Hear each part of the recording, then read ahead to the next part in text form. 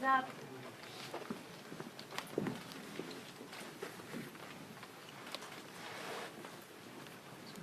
Morning, everyone. Morning. Next week throughout America, families will be gathered together at the dining room table.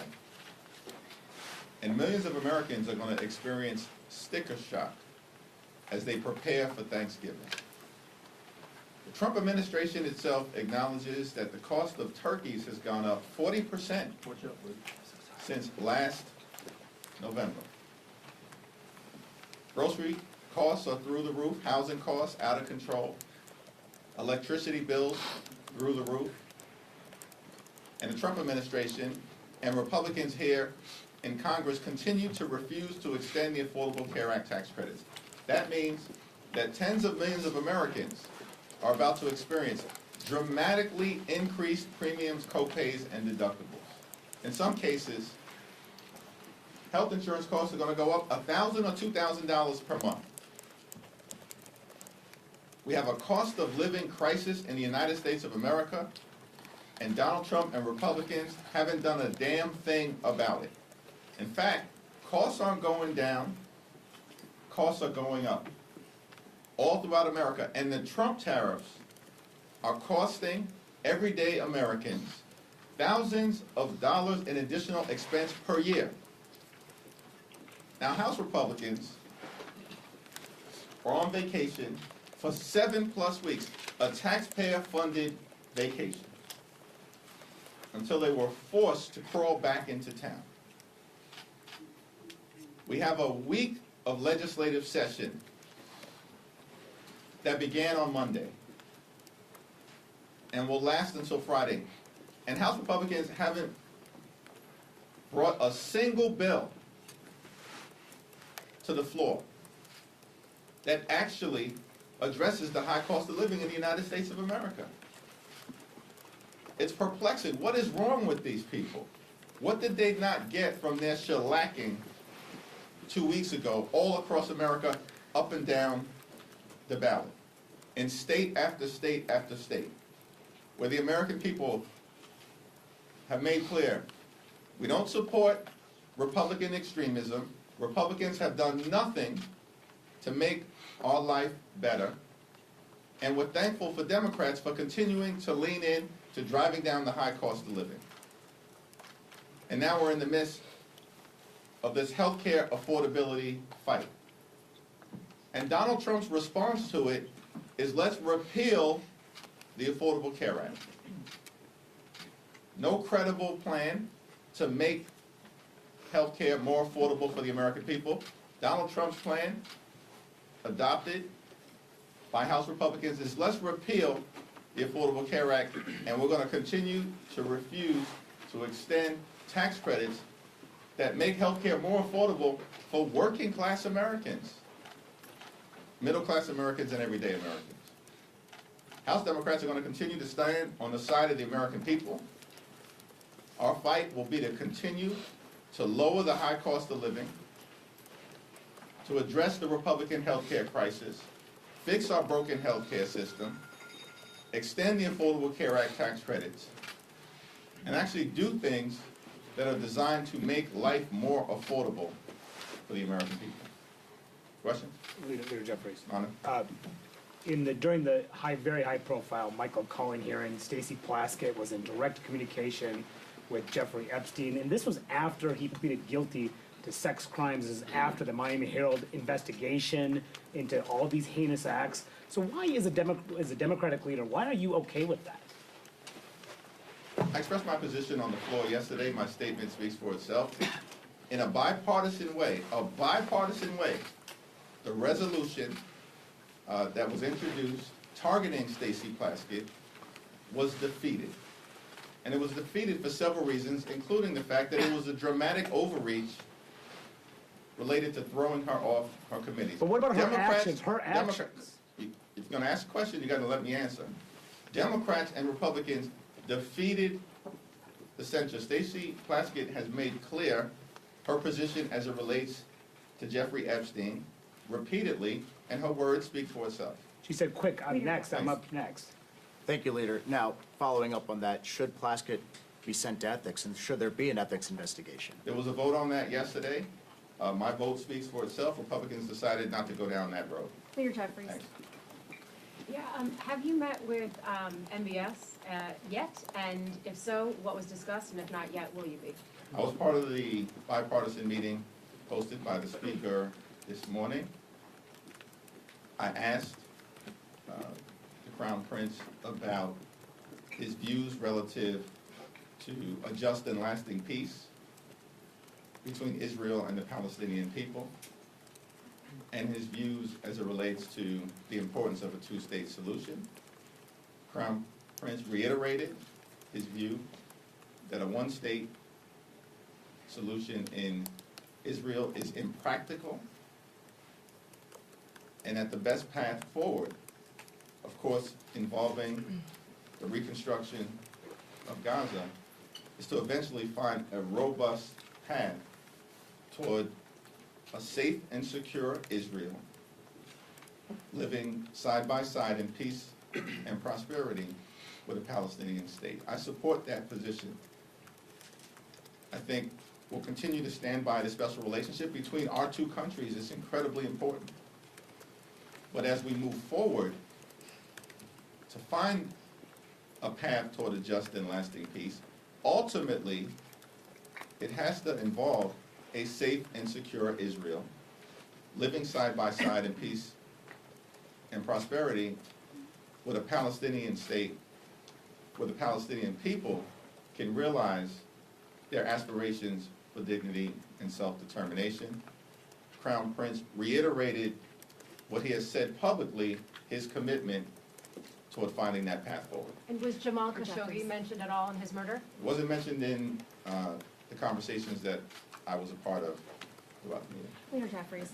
Thank you, Mr. Leader. Leader Schumer told reporters yesterday that he consented to adding the Senate phone records provision that the House will vote on tonight to repeal.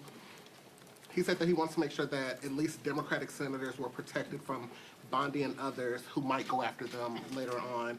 Were you previously aware of Schumer's consent, and what's your reaction to it given your opposition to the provision? No, and I haven't had the conversation with Leader Schumer. What I can tell you is that during the Rules Committee that House Republicans had last week, they expressed their outrage. Republicans expressed their outrage at this Republican senatorial slush fund that was put into the spending agreement that they all voted for, notwithstanding the outrage that 8 Republican senators have basically built into law a slush fund that will give those senators millions of taxpayer dollars. That's special treatment for United States senators in the Republican Party. Part of the bill that they all voted for last week.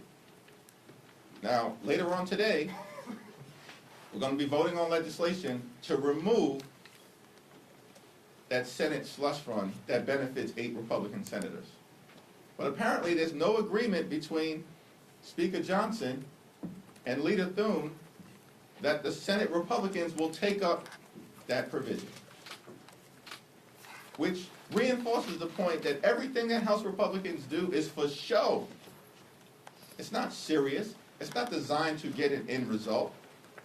And that's why Republicans are suffering all across the country, why the American people, the overwhelming majority of the American people, know that the country is moving in the wrong direction, that the economy is broken, that the Republican control of the House, the Senate, and the presidency has been a disaster for the American people, because everything House Republicans do is for show. They can't even get a commitment from Senate Republicans to take up legislation to remove this multi-million-dollar taxpayer-funded slush fund to benefit corrupt Republicans in the Senate. It's time for the House to start to actually do things that matter for the American people in the middle of a cost of living crisis that's devastating hardworking American taxpayers all across the country. But Republicans throughout this week have shown zero interest in making life better for everyday Americans. They continue to be all about the wealthy, the well-off, and their well-connected GOP donors. Leader Jeffries. Right. Back. Go. Thank you. On the Affordable Care Act, Democrats are, obviously you say you want an extension of the tax credits. President says he won't sign that. Senate and House Republicans are talking about various other alternatives. Is there a potential for compromise here? And if so, where does that originate from? Because it seems like the parties are talking past each other right We're in now. the middle of open enrollment right now, so tens of millions of people all throughout the country realize that their health insurance premiums are skyrocketing because of the Republican refusal to extend the Affordable Care Act tax credits. And during the Trump Republican shutdown, we repeatedly indicated that we want to work together in good faith with the other side of the aisle to address the Republican health care crisis. And Leader Schumer even offered a very reasonable proposal, which is a one-year extension of the Affordable Care Act tax credits, and then a bipartisan commission to discuss fixing our broken health care system moving forward that Republicans continue to devastate. And Republicans refuse to take yes for an answer. And so at this moment in time, the House Democratic position is very clear, very simple, very easy, very straightforward. A 3-year extension of the Affordable Care Act tax credits before they expire on December 31st of this year. If Republicans refuse to act, the American people will understand why their health insurance premiums are through the roof and why tens of millions of Americans will no longer be able to go see a doctor when they need one. Leader Jeffries. Thank you so much, Leader Jeffries. House Oversight Chairman Comer said yesterday on the floor that you had Jeffrey Epstein over for dinner and took money from him back in 2013. This was after he was on the sex offender list. Any comment on that? And will you be holding members accountable regardless of party affiliation if there were any misdeeds related to the Epstein Files? Was that a serious question or a serious statement from malignant clown James Comer, that I had Jeffrey Epstein over for dinner, that I accepted money from Jeffrey Epstein? What's extraordinary to me about the clown show on the other side of the aisle is that they lie with impunity on things that are objectively verifiable. And why do they do that? It's because for months, Republicans have been burying the Jeffrey Epstein files. Not Democrats. Our view continues to be the same. We want to make sure that what the survivors have asked for, which is full and complete transparency in order to bring about accountability, actually happens. And Congress decisively and in a bipartisan way acted yesterday with respect to the release of the Jeffrey Epstein files. That's a victory for the survivors and a victory for the American people. And Donald Trump needs to sign that bill into law expeditiously. Some Republicans have implied that there's been a backdoor deal made for those Republican votes yesterday on the Plaskett censure in return for not bringing up a Corey Mills censure. Do you have any response to that? And was there a backdoor deal made there? What Republicans have Anna suggested Luna, that? who else? Mace, a couple other women. Yeah, the only Republicans. thing that I can say is that Democrats are not going to unilaterally disarm. And there's a long list of Republicans worthy of censure. A long list of Republicans. Not enough time in the legislative calendar if Republicans want to go down this road of censuring members or throwing them off committees. Thank you. Macron. Thanks, Leader Jeffries. A couple of months ago, you had done an event downstairs with Jared Golden to promote a discharge petition on restoring some collective bargaining rights for federal workers. That discharge petition hit 218 on Monday. I'm just wondering what happens now. Do you anticipate that will be called up? Will there be a vote on that bill in December. Well, Speaker Johnson is required, pursuant to the discharge petition, to set in motion an up or down vote on restoring collective bargaining for hardworking federal employees. And that's a bipartisan discharge petition that will trigger that vote. So we know the votes exist in the House of Representatives. But this is another example of Republicans attacking hard-working American taxpayers, working families, members of organized labor, everyday Americans and middle-class Americans who benefit from union involvement and union participation and collective bargaining against powerful interests across the country. The House Republican majority has been a complete and total failure. They have failed the American people. Life has not gotten better, despite all of their promises to lower the cost of living on day one. Costs have not gone down. Costs have gone up. And the American people know it's because of failed Republican policies. Thank you, Leader Jeffries. Throughout shutdown, you really emerged on national stage, and President Trump didn't hold back his attacks. I know this may sound perhaps counterintuitive, but did this give you perhaps more confidence that he sees you as a strong opponent, the one who can move the political needle, and do you consider presidential run 2028? Well, I appreciate you suggesting that throughout the shutdown I emerged on the national stage. I think my mother has done a good job of circulating talking points in that regard. But this fight was always about the American people and putting the American people first. And we're going to continue to lean into that fight, to lower the high cost of living, to fix our broken healthcare system, and to clean up corruption. In the Congress, that is going to start with making sure we prohibit stock trading by members of the United States Congress. And of course, we've got to deal with corruption within the Supreme Court and in the administration, the most corrupt administration in American history. Our focus on the non-governmental side will continue to be taking back control of the United States House of Representatives. Because that's the most significant thing that can be done to begin the process of ending this national nightmare that has been visited on the American people by Donald Trump and Republicans. And Democrats are going to take back control of the House of Representatives. And we're going to do so decisively. This whole notion, it was always a fantasy. Some people bought into it.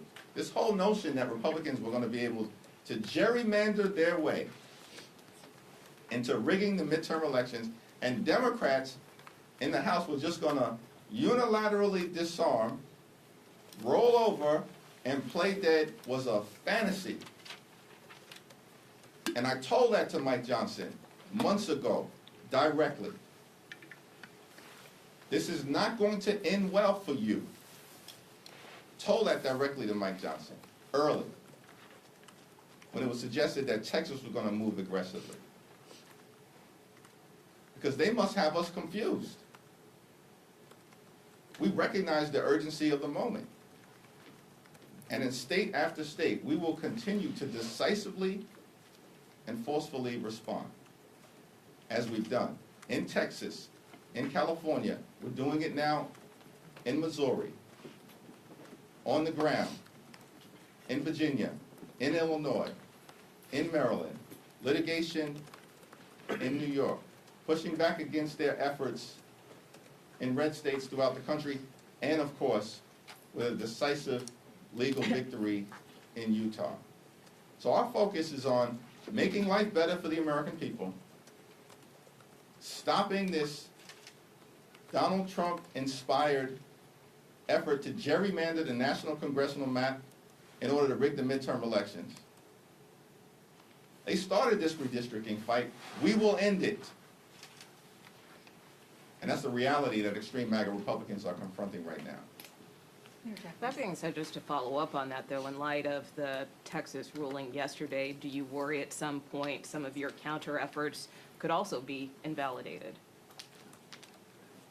The Texas congressional map that was racially gerrymandered in violation of the law was declared to be unconstitutional in an opinion written by a judge appointed by Donald Trump, who centered that opinion on the corruption and the incompetence and the clear racial motivation of the Department of Injustice. That's the reality of that decision in Texas. It was clear as day that Donald Trump and Republicans violated the 14th and the 15th Amendments of the United States Constitution. And then they jammed that gerrymandered map down the throats of the people of the great state of Texas. In the dead of night. In California, it was a democratic process that ultimately was presented to the voters in the form of Proposition 50. And I'm thankful for the leadership of Governor Newsom. The congressional delegation in California did a tremendous job with respect to the leadership that we saw from everyone. Nancy Pelosi, Pete Aguilar, Zoe Lofgren, incredible job, but everyone in the delegation, and of course working with our partners in the state legislature, they intentionally leaned into a democratic process that also ensured there was strict compliance with both the Voting Rights Act as well as the 14th and 15th Amendment to the United States Constitution. Very different process. And so the litigation that has been filed, or at least threatened, by the Department of Injustice against the California map is frivolous. And by the way, these people at the Department of Justice are both corrupt and incompetent. So much so that they detonated their own gerrymandering efforts in Texas.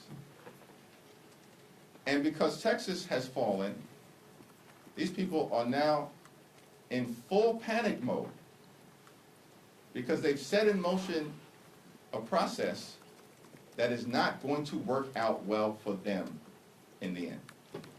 Leader Jeffries. Thank you, Mr. Leader. You said just a moment ago that there's a long list of Republicans worthy of censure. Nancy Mace is going to be offering a privileged motion to censure Corey Mills later today.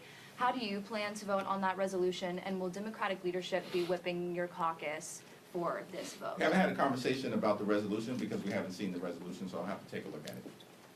Thanks. Yes? President Trump has been posting on social media recently about health care, specifically saying that the only health care he will support is sending money directly back to the people. Has anyone from the White House or Republican Party approached you or anyone else in the Democratic Party about a specific plan? No, there hasn't been a single bit of outreach from Donald Trump or the White House about confronting the Republican health care crisis because they're not serious about it.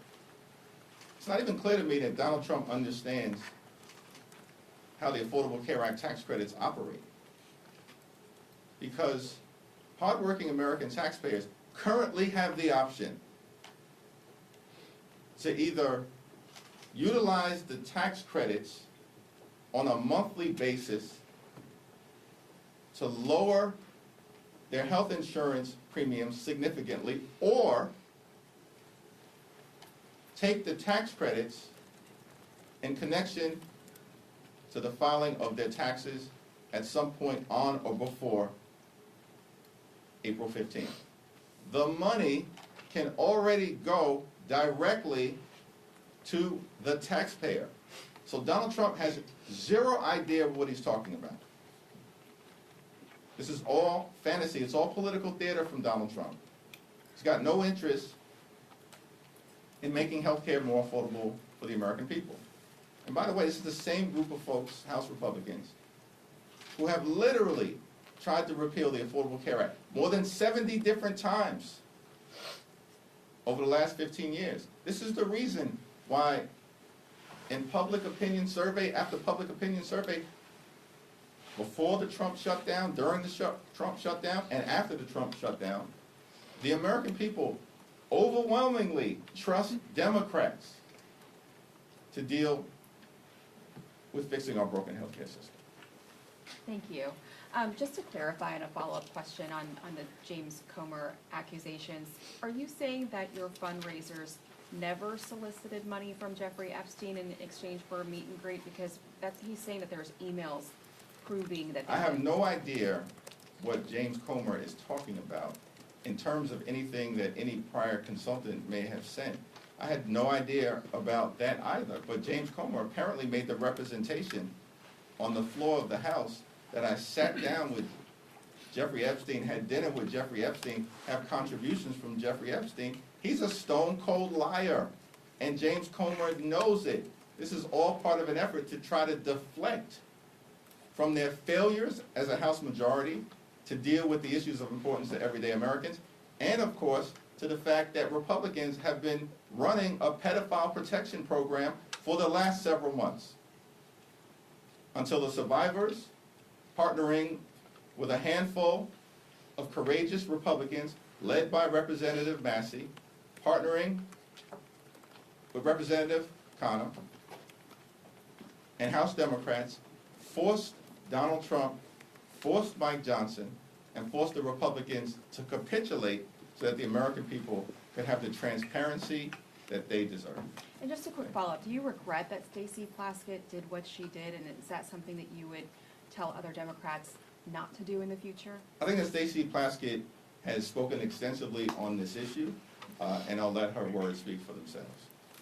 Thank you. Following up on ACA, I know you mentioned your position of the discharge petition for the 3-year extension, but what about something like the Kevin Kiley, Sam Liccardo, the bipartisan bill that it's a 2-year extension, it adds income taxes, a couple other conditions. Is that something that leadership could get behind? Yeah, the House Democratic position right now, supported by the overwhelming majority of House Democrats, is a 3-year extension of the Affordable Care Act tax credits. Now, Republicans have repeatedly been given the opportunity to take yes for an answer and to address this health care crisis that they've created, which includes but is not limited to the largest cut to Medicaid in American history. That's what they did in their one big ugly bill. And as a result of what Republicans have done, hospitals, nursing homes, and community-based health centers are closing all across the country, including in rural America. This is devastating everyday Americans. And at the same period of time, Republicans set in motion a possible cut to Medicare. They're going after the Centers for Disease Control, $1.7 billion cut to the CDC. That will be the largest cut in American history. In this appropriations process, that's what Republicans are trying to do. They also want to enact the largest cut, about $500 million, to the National Institute of Health. That will be the largest cut in American history. And on top of all of that, Republicans continue to refuse to extend the Affordable Care Act tax credits, jeopardizing the health and well-being of tens of millions of Americans. Mike Johnson has said he's got no interest in dealing with this issue. There's no urgency. We're back this week, full-time. He's done nothing. No bills, no discussion, no outreach. Why? Because Republicans aren't interested in making life better for everyday Americans.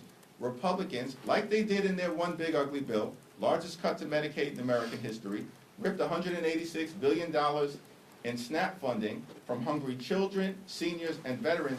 And why did they do all of that? To provide massive tax breaks to their billionaire donors, which they made permanent. But now Republicans can't even find a dime or the time of day to extend the Affordable Care Act tax credits for tens of millions of working class Americans. Shame on them. Thank you. Thank you. Thank you.